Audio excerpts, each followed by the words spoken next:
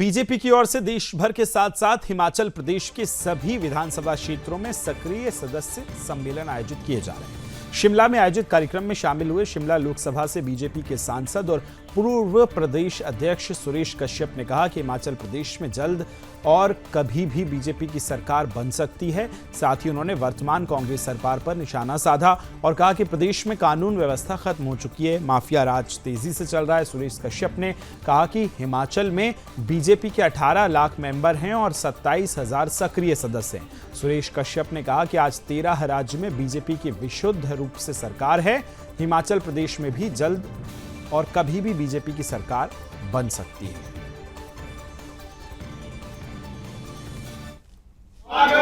माननीय मोदी जी के नेतृत्व में जिस प्रकार से 2047 तक इस देश को विकसित राष्ट्र बनाने का लक्ष्य है और उस दिशा में आज आगे बढ़ रहे हैं।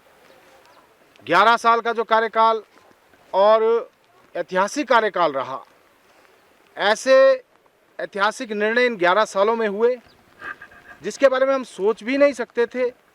वो चाहे धारा 370, 35A को समाप्त करने की बात हो, 3 तलाक को समाप्त करने की बात हो, अयोध्या में राम मंदिर जैसा जो मसला था उसके सॉल्यूशन की बात हो, या मातृशक्ति महिलाओं को मातृशक्ति वंदन अधिनियम लाकर 33% लोकसभा और विधानसभा में आरक्षण देने की बात हो, और अभी अभी जो वक्फ बिल पारित हुआ, ये कुछ ऐसे ऐतिहासिक निर्णय हैं और जिनको लेकर जो लंबे समय से बहुत सारे कानून ऐसे थे जिनको परिवर्तित करने की आवश्यकता थी या उसमें सुधार करने की आवश्यकता थी, तो वो भी करने का काम भारतीय जनता पार्टी ने किया और ये ऐतिहासिक निर्णय भी लिए। ऐतिहासिक बिल जो हैं वो भी पारित किए गए। भारतीय जनता पार्टी आज जिस मजबूती के साथ आगे बढ़ रही है, आज जहां 13 राज्यों में विशिष्ट भारतीय जनता पार्टी की सरकार है, 7 राज्यों में हमारी कोalition की सरकार है, और दिल्ली जैसे राज्य में जहां 27 सालों के बाद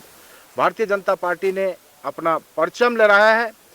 मैं समझता हूं आज जिस प्रकार से भारतीय जनता पार्टी पूरे देश भर में आगे बढ़ रही, हिमाचल प्रदेश में भी ये तय है कि बहुत जल्दी और कभी भी मैं कह सकता हूं कि फिर से भारतीय जनता पार्टी विराजमान होगी, क्योंकि वर्तमान सरकार जो कि इस प्रदेश को कर्ज में डुबोने में लगातार पूरी तरह से जुटी हुई है। जय श्री राम, कश्यप जी को जय श्री राम, जय श्री राम।